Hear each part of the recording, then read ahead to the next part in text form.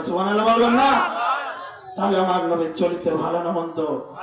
আওয়াজ দিয়ে বলেন ভালো না মন্দ? আমরা বলতে চাই আমার নবীর চরিত্র ফুলের মতন পবিত্র।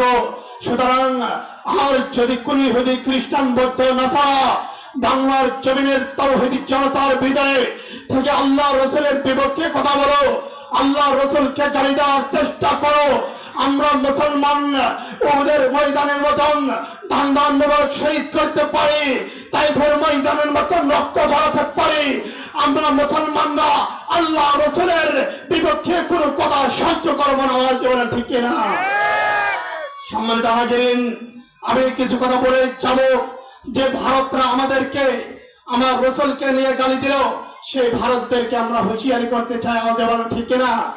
আমরা তাদেরকে বলতে চাই, বাংলার মানুষ এরা এমন মানুষ, এরা 1947 সালে রক্ত দিয়েছে, এরা 1952 সালে ভাষা আন্দোলনের জন্য রক্ত দিয়েছে, এরা 1971 সালে দেশ স্বাধীন করার জন্য রক্ত দিয়েছে, এরা 2006 সালে জামাত ইসলাম ছাত্র শিবিরে 6 অক্টোবর 28 অক্টোবর 2006 সালে রক্ত দিয়েছে, হেফাজত ইসলাম 2013 সালে শাপলা ছাত্র রক্ত দিয়েছে, 2024 সালে ছাত্ররা আন্দোলন করে হাজার হাজার ছাত্র রক্তের বিনিময়ে বাংলার জমিনকে স্বাধীন করেছে।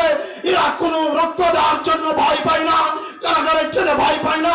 সুতরাং তোমরা যদি আর একবার বাংলার জমির ইঞ্চি পরিমাণ মাটি নিয়ে ছিনিমিনি খাওয়ার চেষ্টা করো, আমরা বাংলার জমিনের 18 কোটি মুসলমান বলতে চাই, আমরা রক্ত দিব, জীবন দিব, তারপরে আমার দেশের ইঞ্চি পরিমাণ মাটি ভারতের কোন দলের কাছে দিতে চাই না। আওয়াজ দেবেন ঠিক কিনা?